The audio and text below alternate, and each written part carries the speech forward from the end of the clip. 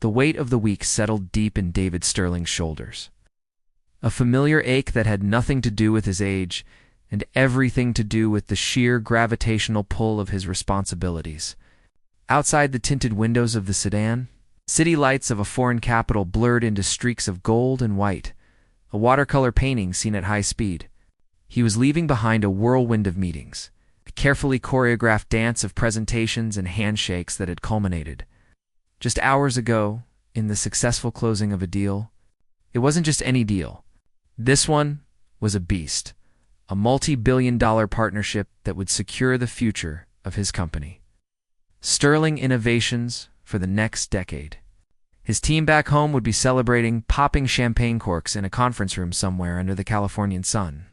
He, however, was on his way to the airport, the quiet satisfaction of his victory already being eroded by a bone-deep exhaustion. He wasn't a man who craved the spotlight, though it often found him. At 45, David had the kind of presence that filled a room without needing to make a sound. He was tall and carried his frame with an easy grace. His movements deliberate and unhurried, even when the world around him was in chaos. His face, often described in business profiles as distinguished, was etched with the fine lines of a man who spent more time thinking than smiling. But his eyes held a warmth that belied the serious set of his mouth. He was a leader who led by example, the first one in the office, and often the last to leave. A man who believed that the weight of the crown should be heavier for the one who wears it.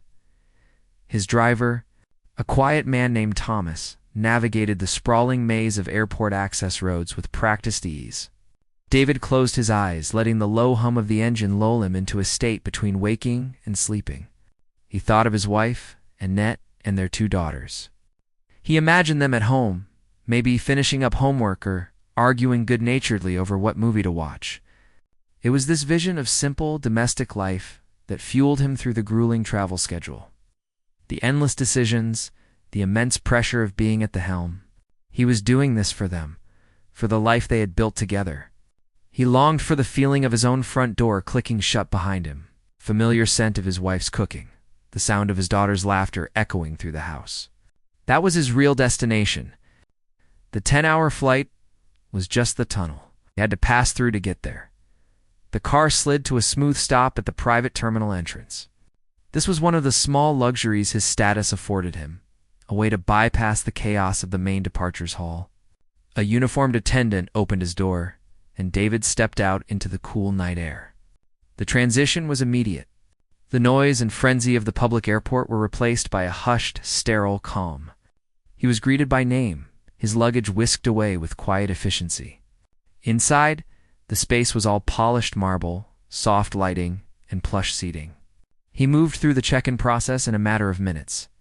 His first-class ticket and passport accepted, with a deferential nod. He was David Sterling, after all. His name carried a certain weight, silent signal that opened doors and smoothed paths. He made his way to the exclusive first-class lounge, a sanctuary for the world-weary traveler. Here, the air was different. It was thick with the unspoken language of wealth and influence. Men and women in expensive suits spoke in hushed tones into their phones, their conversations shaping markets and launching ventures. David found a secluded armchair by a window overlooking the tarmac. He watched as ground crews in reflective vests swarmed around a massive Airbus A380, a beautiful, complex beast of the sky.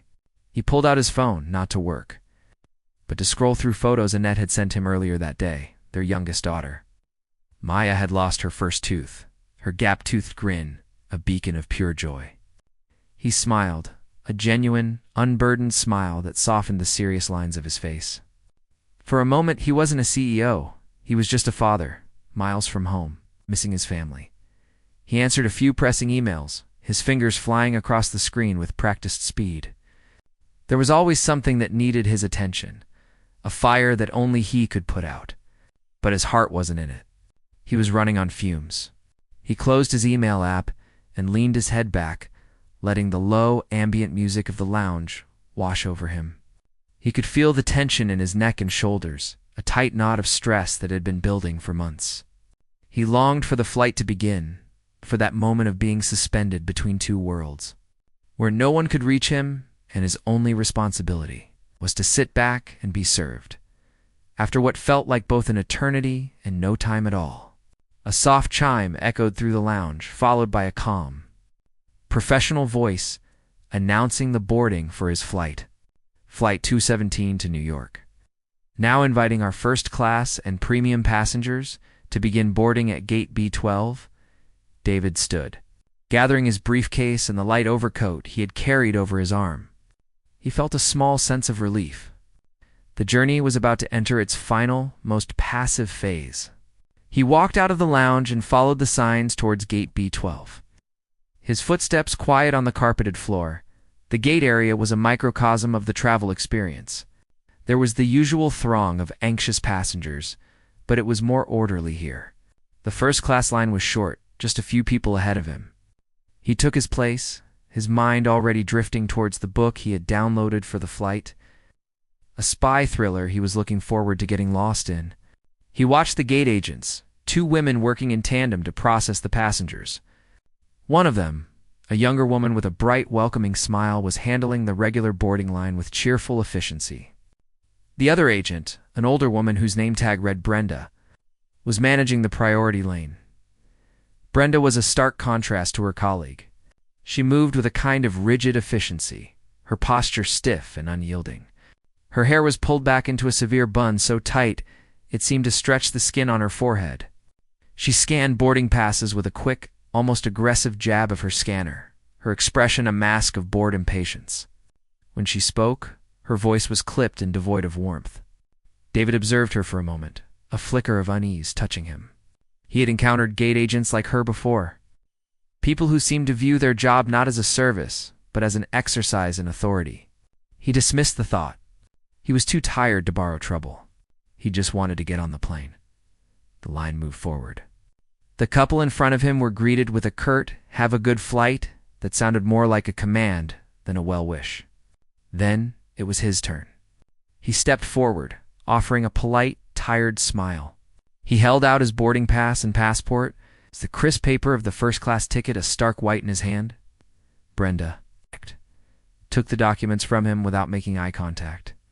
Her gaze flickered down, then back up to his face, then down again. Her brow furrowed slightly, a small, almost imperceptible change that made David's stomach tighten. She didn't scan the pass. Instead, she held it up, pinching it between her thumb and forefinger, as if it were something unpleasant she had found on the bottom of her shoe. "Sir," she said, her voice suddenly louder, sharper than it had been with the previous passengers. The change in tone was jarring, designed to carry. A few people in the nearby line turned their heads. "This is the priority boarding line for first-class passengers." David felt a prickle of confusion. He looked at the sign above her, which clearly read first class and sky priority. He looked back at her, his smile fading.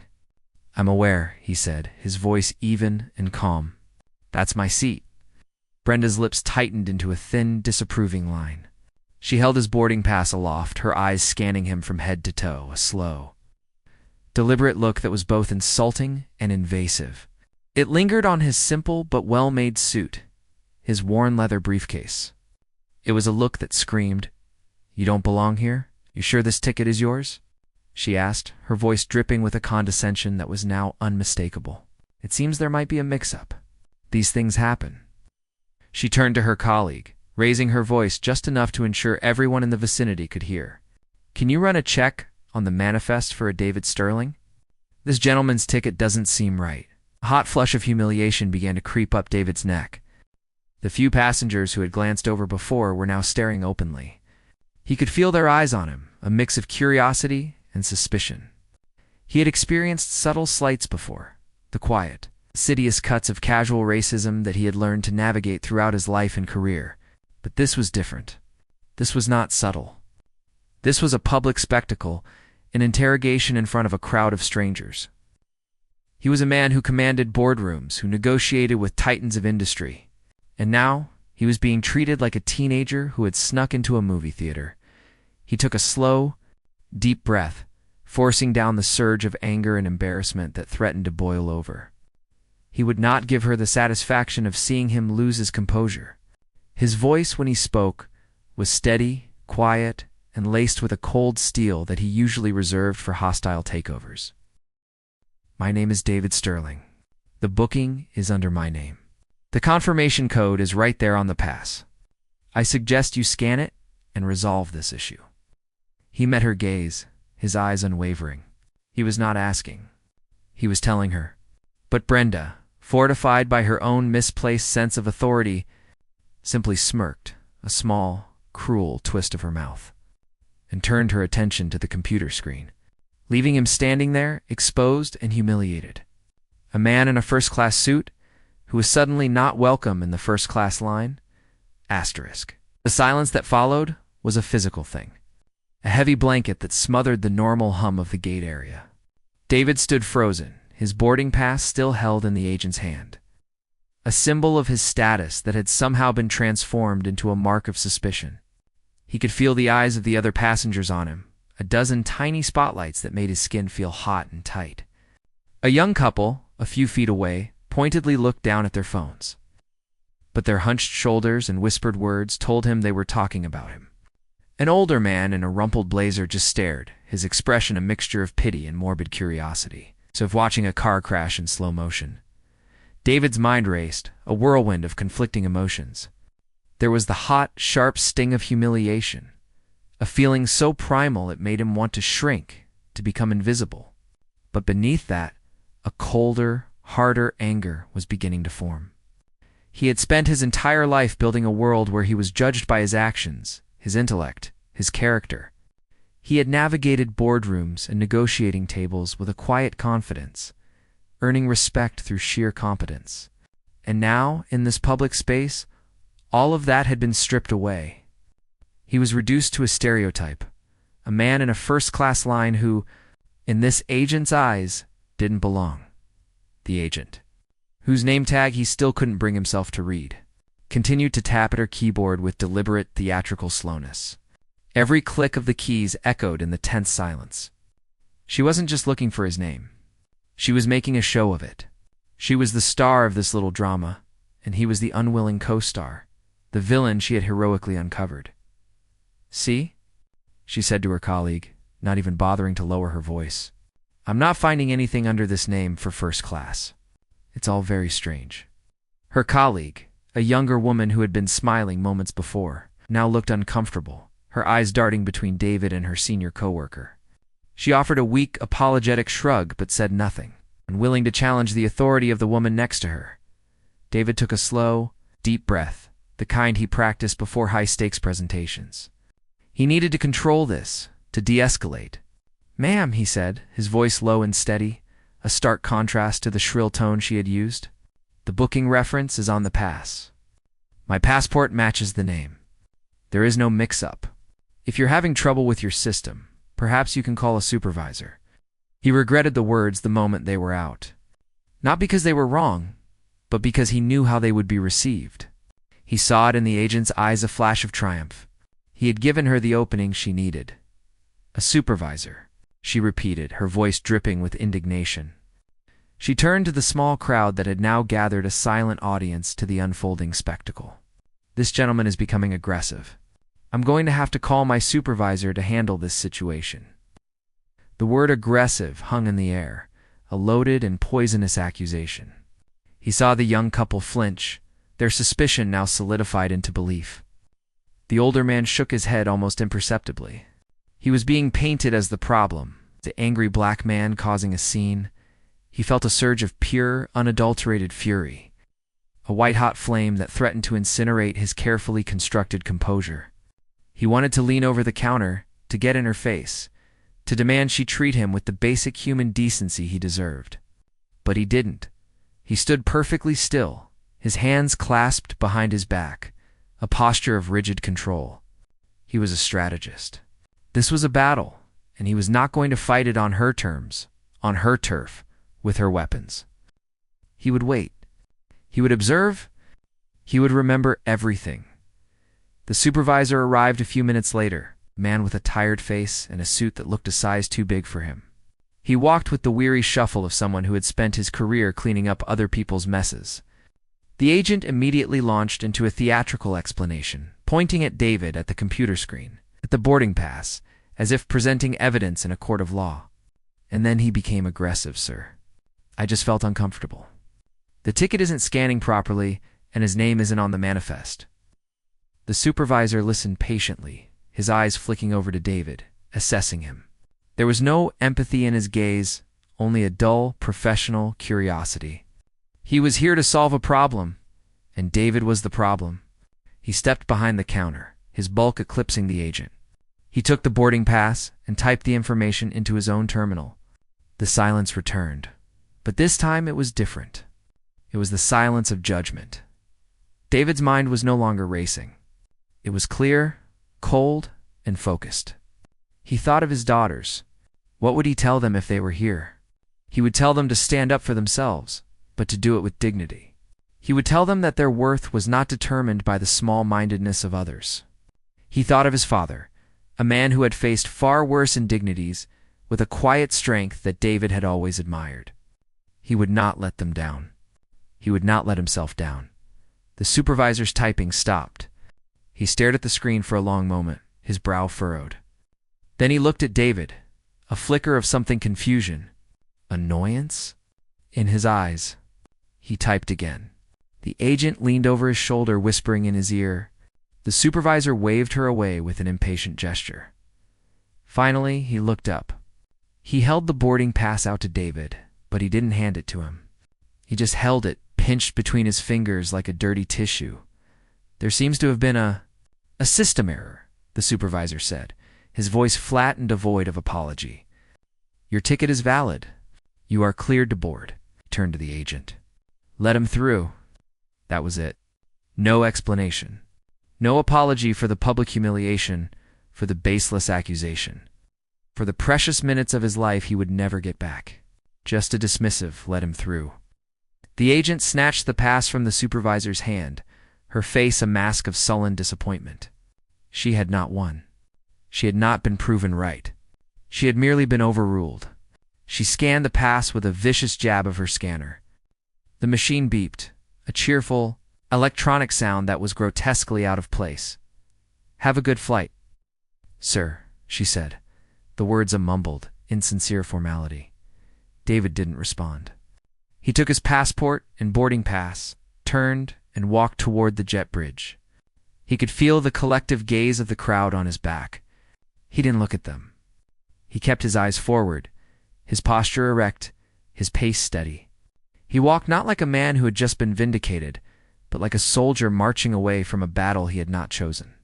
The humiliation was a physical weight, pressing down on his shoulders, making each step feel like an effort. The long, narrow corridor of the jet bridge was a welcome escape from the prying eyes of the gate. But the feeling of being watched lingered. He imagined the conversation starting up again behind him, the whispers and judgments. He imagined the story they would tell their friends. You won't believe what happened at the airport today. He had become an anecdote, a cautionary tale as he entered the plane. The cool, conditioned air washed over him. A flight attendant greeted him with a warm, genuine smile. Welcome aboard, Mr. Sterling. Can I get you a glass of champagne or some water before we take off? The normalcy of the question was jarring. For a moment he felt disoriented, as if he had stepped into another dimension. Here he was, Mr. Sterling, a valued first-class passenger to be treated with courtesy and respect. Back at the gate, he had been a problem to be managed, a threat to be neutralized. The two realities were impossible to reconcile. Water, please, he said. His voice hoarser than he expected. He found his seat, a spacious window seat in the quiet front cabin. He sank into the plush leather, the exhaustion of the week finally crashing over him. Now compounded by the emotional drain of the past 20 minutes, the flight attendant brought him a glass of water with a lemon slice, a small, perfect gesture of kindness that almost brought tears to his eyes. He looked out the window at the sprawling tarmac, at the baggage handlers and fuel trucks scurrying around like ants. The plane began to push back from the gate. They were moving. He was leaving the scene of the crime, so to speak. But the crime was not something he could leave behind. It was inside him now. The hot anger of the gate had cooled, hardening into something else, something sharp and dangerous. It was the cold, clear resolve of a man who had been pushed too far. He thought about the agent's smug face, the supervisor's weary indifference, the stares of the other passengers. He thought about the casual, systemic nature of it all. This wasn't just one bad employee. This was a culture. A culture that allowed a person in a position of power to treat another human being with such contempt, to strip them of their dignity in public and face no immediate consequences. A simple customer complaint would be a joke. It would be filed away in some digital folder, answered with a template apology and a voucher for a future flight. A future flight on an airline that had just shown him exactly what they thought of him. The thought was insulting. He pulled out his phone as the plane taxied toward the runway. He ignored the emails and notifications. He opened his contacts. His mind was no longer clouded by emotion. It was a tactical command center, formulating a plan. He was not just a man who had been humiliated. He was David Sterling, CEO of Sterling Innovations. He was a man with resources, with influence, with a platform. He had spent his life building things. Now, he was going to take something apart. He scrolled through his contacts, his thumb hovering over a name. The plane gathered speed, lifting off the ground and banking into the night sky. But David's feet were already planted firmly on the ground of a new battle. He was done being the victim. It was time to fight back. The plane hummed around him, a steady, powerful vibration that should have been comforting. For David, it was just noise. The city lights below shrank into a glittering carpet, then disappeared entirely as the plane ascended into a thick blanket of clouds. He was suspended between two worlds, just as he had wanted, but the peace he craved was nowhere to be found. Instead, a cold, clear purpose had taken root in his mind, pushing out the exhaustion and the raw sting of humiliation. He was no longer just a passenger on a flight. He was the captain of a new and very different journey. The flight attendant returned, her smile still warm and oblivious. "Can I get you anything else, Mr. Sterling?" "A pillow, something to eat." He looked up at her, her kindness a stark contrast to the cruelty he had just endured. He managed a small, tired smile. "No, thank you. I'm fine, really." She nodded and moved on. David took a sip of the water, the cool liquid doing little to quench the fire burning inside him. He knew, with absolute certainty, that he could not let this go. To file a complaint would be an act of futility, a whisper lost in a hurricane. It would be handled by some junior customer service agent who would send a canned apology email, maybe a travel voucher, and the agent at the gate would receive, at worst, a slap on the wrist. The system would protect its own. The culture of quiet entitlement and casual prejudice would remain untouched, ready to humiliate the next person who didn't fit their narrow definition of who. "I belonged in first class." He had to hit them where it hurt. Not just the agent, but the entire corporate structure that allowed her behavior to fester. He had to make them listen. He pulled out his phone, ignoring the flight mode warning for a moment. The plane was still climbing, and for now, he had a sliver of connectivity. He scrolled through his contacts, his thumb moving with a newfound sense of determination. His first call was to Alistair, his general counsel. A man as sharp and unyielding as a diamond. Alistair picked up on the second ring. "David, I was just about to send over the final contracts from the Berlin deal. Congratulations, by the way." "It was a masterstroke. There's no time for that, Alistair," David said, his voice cutting through the pleasantries. He kept his tone low and measured, conscious of the passengers around him. "I need you to do something for me right now. It's urgent." He proceeded to recount the events at the gate, not with emotion, but with the cold, hard precision of a witness on the stand. He described the agent's tone, the public questioning, the accusation of aggression, the supervisor's dismissive resolution. He left nothing out. On the other end of the line, Alistair was silent, listening intently. When David was finished, Alistair's voice was grim. "David, that's egregious. We can absolutely sue. The personal humiliation alone is grounds for a significant claim. I don't want to sue them for my personal feelings, Alistair. That's not the point," David said. "I want to hit their balance sheet. I want you to draft an immediate notice of termination for our corporate travel agreement. Effective immediately. All travel with that airline is suspended for every Sterling Innovations employee worldwide. I want it on their desk by morning." There was a sharp intake of breath on the other end. The corporate travel contract was worth over $10 million a year. It was a prestigious partnership the airline touted in its own marketing materials. "That will get their attention," Alistair said. "It's the first step," David replied. "I'll call you back soon." He ended the call and immediately scrolled to his next contact. This one was Zoe, his head of public relations. A whirlwind of energy and strategic brilliance. "Zoe, it's David," he said when she answered. "I have a situation, and it's about to become a very public situation." He told her the story again, this time with a slightly different focus. He emphasized the public nature of the humiliation, the hashtag he could already see forming in his mind. "I don't want us to look like a bully," he explained. "This isn't about a powerful CEO throwing a tantrum. This is about systemic prejudice. I need you to prepare a statement. It should be firm, it should be factual, and it should express my profound disappointment in the airline's culture. Frame it as a larger issue, a teachable moment. We're not just a victim. We're taking a stand." "I'm on it," Zoe said, her voice already buzzing with the energy of a crisis she could manage. "We can control this narrative. We'll make sure the world understands exactly what happened and why you're taking this action." "Good," David said. "Hold it for now. Wait for my signal." He hung up, his heart pounding a steady, controlled rhythm. He had set the legal and public relations wheels in motion. Now for the main event. He found the number he was looking for. A personal cell number for the airline CEO, Robert Vance. He hadn't gotten it from a directory. He had gotten it through a mutual acquaintance on a golf course last year. A piece of information he had filed away, never expecting to use it. He took a deep breath and dialed. The plane had reached its cruising altitude, and the seatbelt sign was off.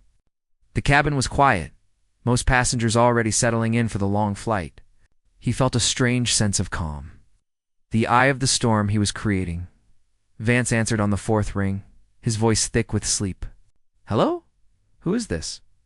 "Mr. Vance, my name is David Sterling," he said, his voice clear and strong, cutting through the CEO's confusion.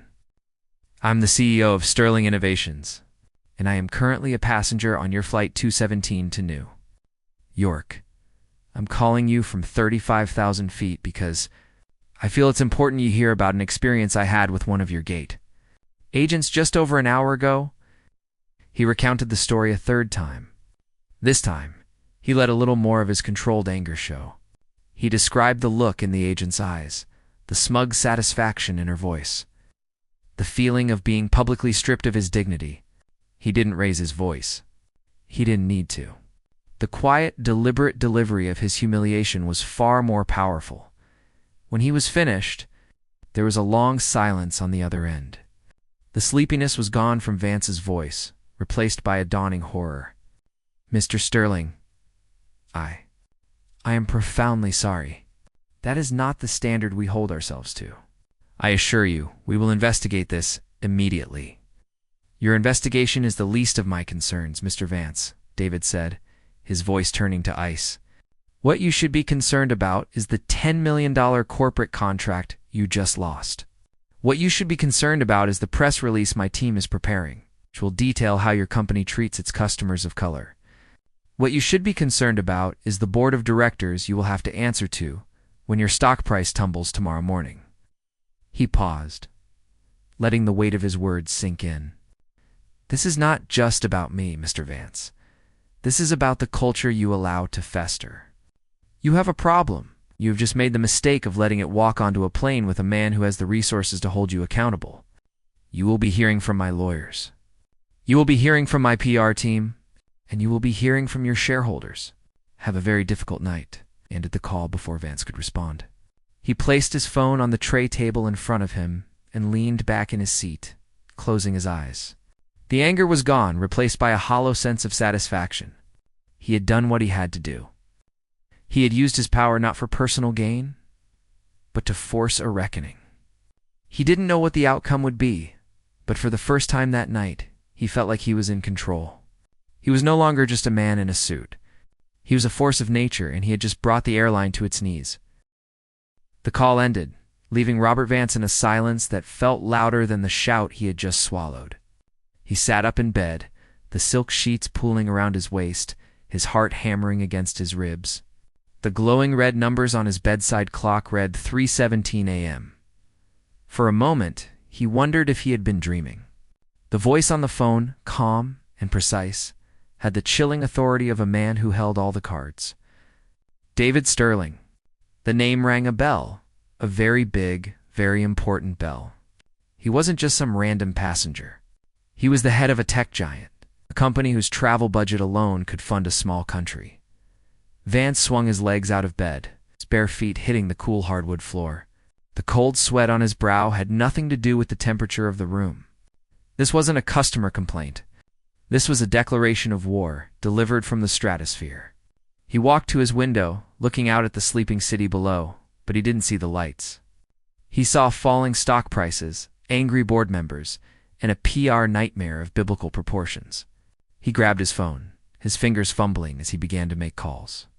His quiet night was over. A war had just begun. The first call was to his head of operations, a man named Richard, who answered with a gravelly, sleep-filled voice. "Richard, I need you to get to the office." "Now," Vance said, his voice clipped and urgent. "We have a level 1 crisis. Pull the security footage from gate B12 for the 10 p.m. departure to New York. I want to see everything. I want the name of the gate agent on duty. I want it 10 minutes ago." The next call was to his head of public relations, a woman named Catherine, who was already awake, her instincts tingling. "Catherine, we have a situation. A very bad one. A CEO of a major client was publicly humiliated by one of our agents. He's going nuclear. I need a crisis team assembled in the main conference room in 1 hour. 1 hour." Within minutes, the sterile, top-floor conference room of the airline's headquarters was transformed into a frenetic command center. The large screens on the wall, usually displaying cheerful corporate propaganda, now glowed with the grim, pixelated footage from Gate B12. Vance stood with his arms crossed, his face a stony mask as he watched the scene unfold. He saw the agent, whose name he now knew was Brenda, confront David Sterling. He saw her raised voice, the condescending gestures, the way she called over her supervisor. He saw the quiet dignity of the man she was tormenting, the way he stood his ground without raising his voice. A cold dread settled in Vance's stomach. This wasn't a misunderstanding. This was blatant, unprofessional prejudice. It was a lit match dropped on a puddle of gasoline. As the sun began to rise over the city, the first missile landed. It wasn't a phone call or a news report.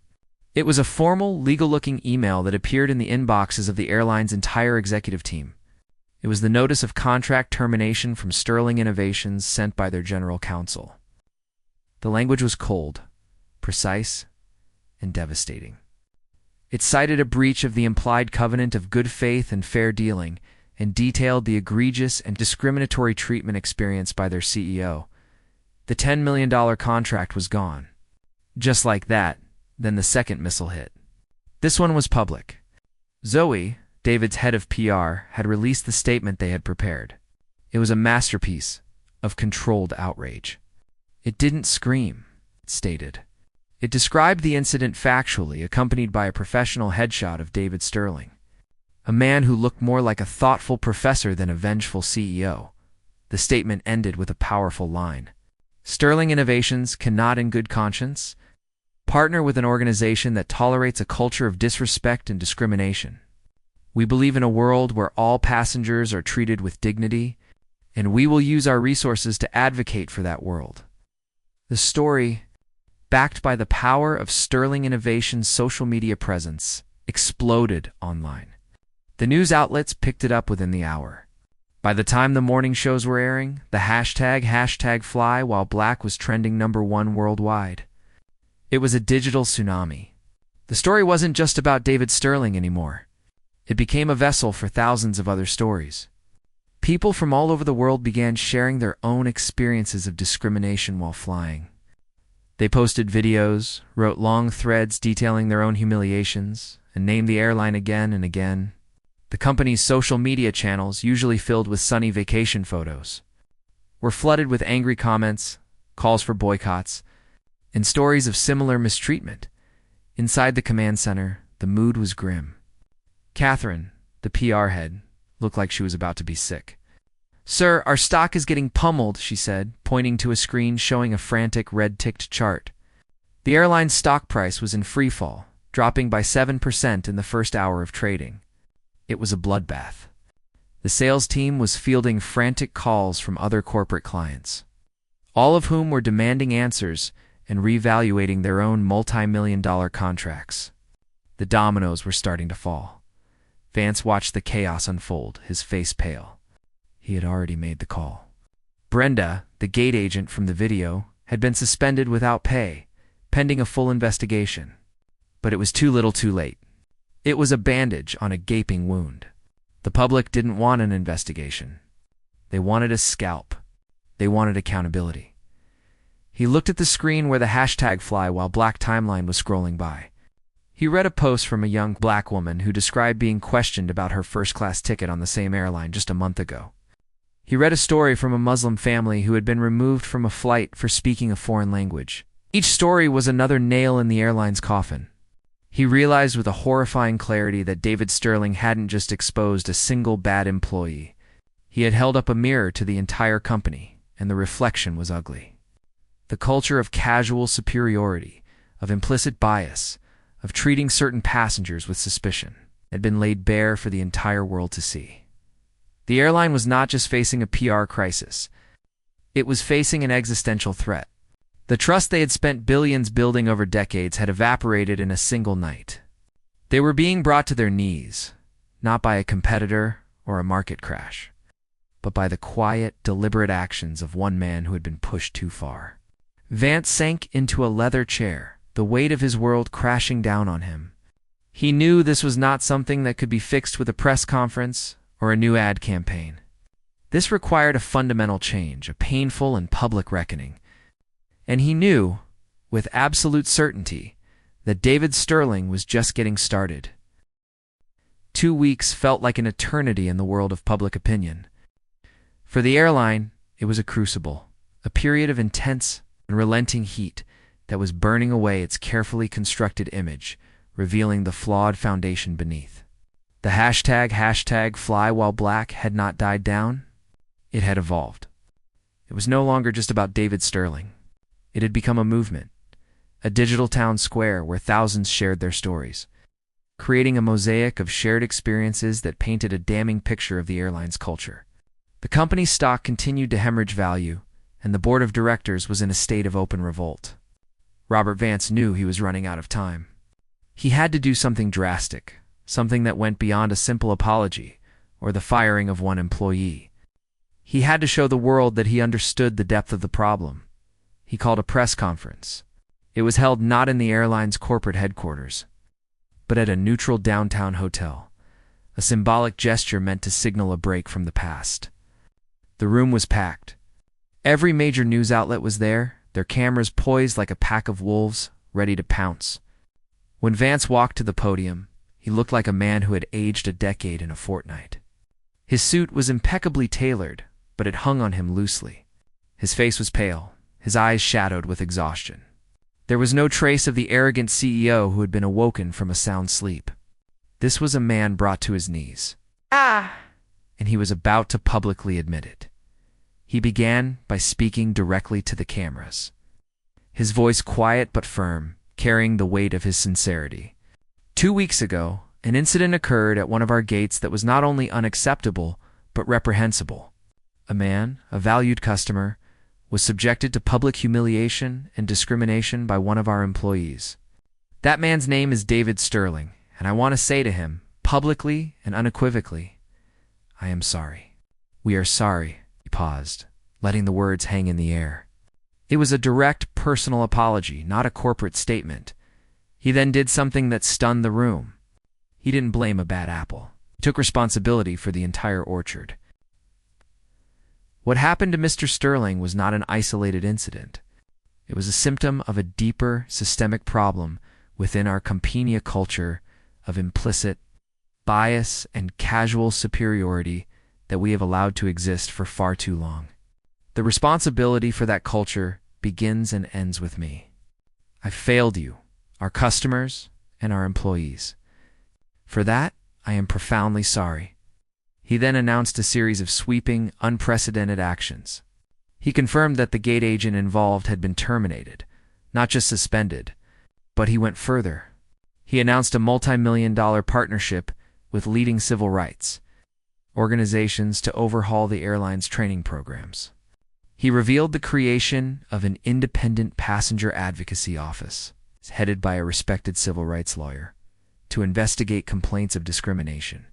He announced mandatory, in-depth bias training for every single employee, from the CEO down to the baggage handlers. And he pledged to publish an annual diversity and inclusion report, holding the company accountable to the public. It was a masterclass in crisis management, but it felt more than that. It felt genuine. It was the act of a man who had been forced to look in the mirror and didn't like what he saw, thousands of miles away. David Sterling watched the press conference on a tablet in his home office. His wife, Annette, stood behind him, her hand resting on his shoulder. He felt no sense of triumph, no glee in his rival's public humiliation. He felt a quiet sense of relief. It was the first step, but it was a monumental one. Annette squeezed his shoulder. "You did that," she whispered. David shook his head slightly. "We did that," he corrected her. He was forced to listen because thousands of people added their voices to mine. The next day, David agreed to a single, exclusive interview with a respected journalist. He wanted to frame the narrative to ensure the message wasn't lost. He sat in a comfortable chair in his sunlit living room, the calm a stark contrast to the storm he had unleashed. He spoke about his experience, but he focused on the larger issue. "I accepted Mr. Vance's apology," he said, his voice calm and measured. "But an apology is just words. True change is demonstrated through action. My goal was never to destroy a company. It was to hold it accountable. It was to use the platform I have been given to create a better, more equitable world for everyone, not just for people who look like me, but for all of us who deserve to be treated with dignity." He then announced that Sterling Innovations would be willing to reconsider its travel contract, but only after the airline had demonstrated a sustained, verifiable commitment to its new policies. He was offering a path to redemption, but it was a path the airline would have to walk on its own. The story became a landmark, case study in corporate responsibility and the power of individual action. Other corporations, alarmed by the PR disaster and inspired by David's stand, began to review their own partnerships, adding clauses about diversity and inclusion to their contracts. The airline, now under immense public and financial pressure, began the slow, difficult work of rebuilding its culture from the ground up. It was a painful process, but it was necessary. Months passed. The world moved on, as it always does. The news cycle found new scandals, new hashtags. But for David and for the airline, things were forever changed. He found himself on a flight again 6 months later. It was for a short domestic trip, and he had chosen to fly with the same airline.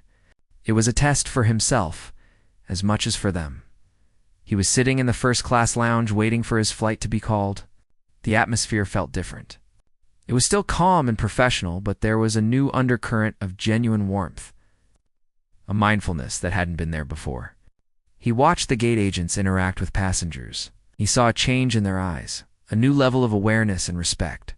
His flight was called, and he joined the short line to board.